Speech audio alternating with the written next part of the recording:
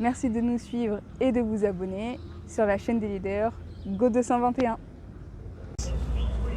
De la conscience africaine sur des sujets fondamentaux.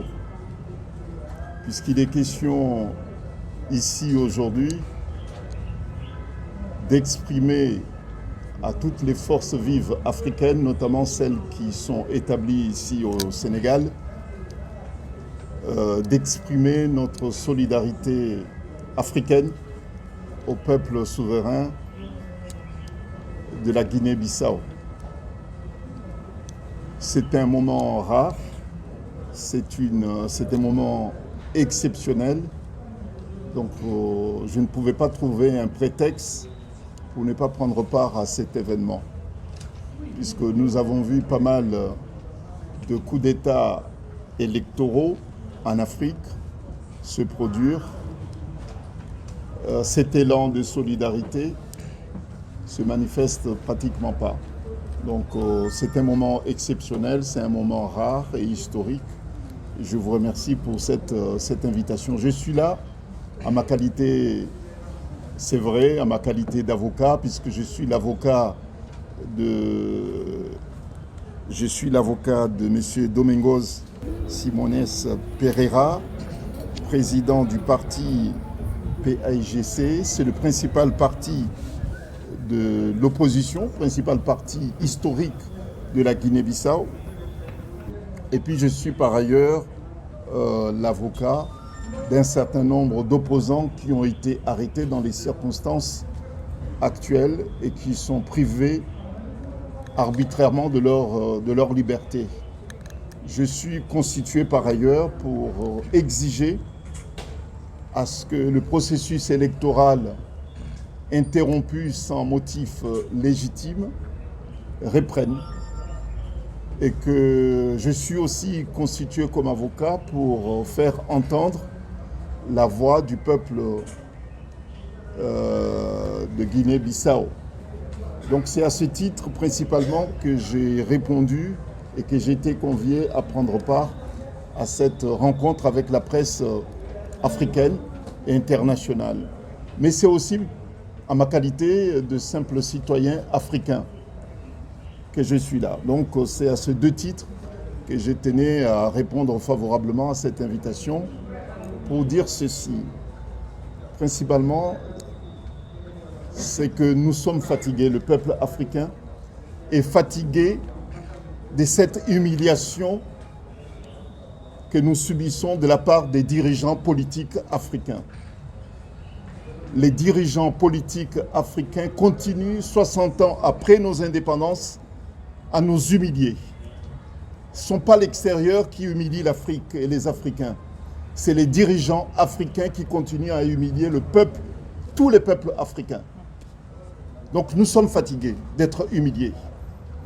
S'ils n'ont pas le minimum de dignité pour comprendre que ce qu'ils font très très mal à l'Afrique,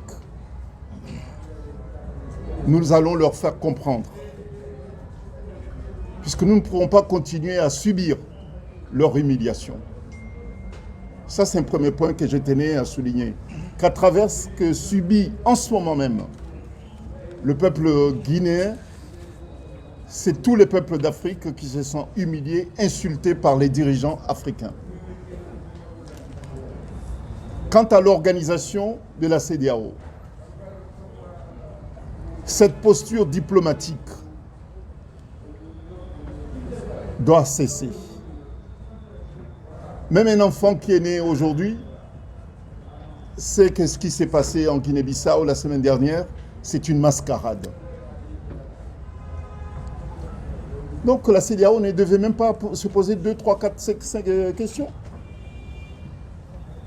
En tout cas, en ma qualité d'avocat constitué dans ce dossier, nous avons depuis le week-end dernier demandé à ce que toutes les personnes détenues arbitrairement par les militaires soient libérées. Parce qu'il n'y a aucun motif légitime qui justifie leur arrestation, encore moins leur détention dans des conditions illégales. Et deuxièmement, nous avons saisi la communauté internationale et particulièrement la CEDEAO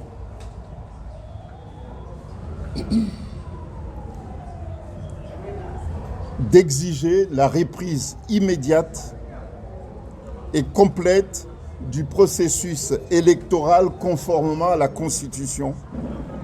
Et nous avons également demandé à ce que la CEDEAO, qui l'a déjà fait, si je ne me trompe pas de date,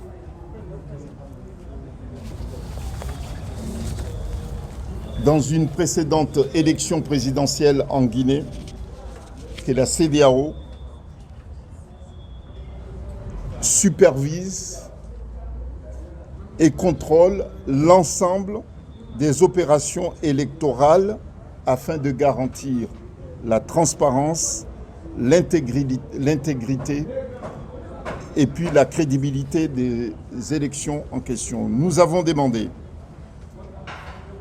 à ce qu'une force militaire régionale soit déplacée sur place pour assurer la sécurité du président de la Commission nationale électorale et les membres de cette institution également qui sont, en tout cas le président, qui est pris en otage. Et nous avons demandé également à la CEDEAO à ce que les magistrats qui sont pris en otage soient également libérés. Ce qui est sûr, c'est qu'aujourd'hui, la Guinée-Bissau n'est pas un pays libre. C'est un pays qui est pris en otage par les militaires sans motif légitime. Nous avons la certitude absolue que sur les 10 régions, le candidat de l'opposition l'a emporté sur les 8.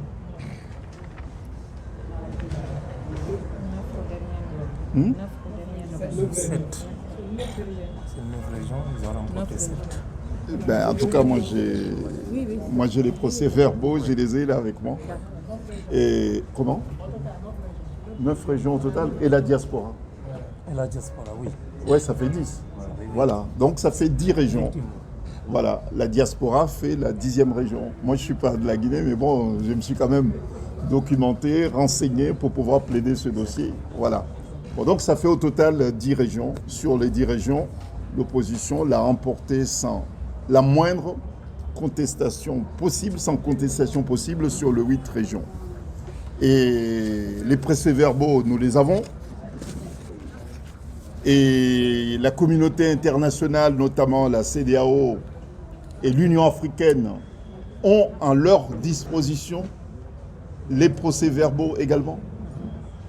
La question se pose de savoir, mais quand est-ce qu'elles vont assumer leur responsabilité, qui sera une très très très belle leçon que ces institutions internationales et régionales donneront aux dictateurs en sommeil qui pensent qu'ils peuvent une nouvelle fois en Afrique maintenir le peuple africain en otage. Donc nous leur avons adressé la semaine dernière une lettre pour leur demander d'assumer leurs responsabilités. Et ça, c'est une démarche politico-diplomatique. Et nous n'avons pas l'emprise sur ces démarches qui se font quelquefois en dehors des considérations juridiques ou bien en violation même de l'expression des peuples souverains. Nous nous réservons le droit de saisir le tribunal de l'organisation régionale et nous soumettrons, le cas échéant, au tribunal de la CEDEAO tous les procès-verbaux de tous les bureaux de vote pour demander au tribunal de la CEDEAO de se prononcer parce que les instances habilitées à organiser les élections, à prononcer les résultats provisoires et définitifs, ces instances sont prises en otage par les militaires. Et compte tenu du contexte et de la situation qui prévaut sur place en Guinée-Bissau,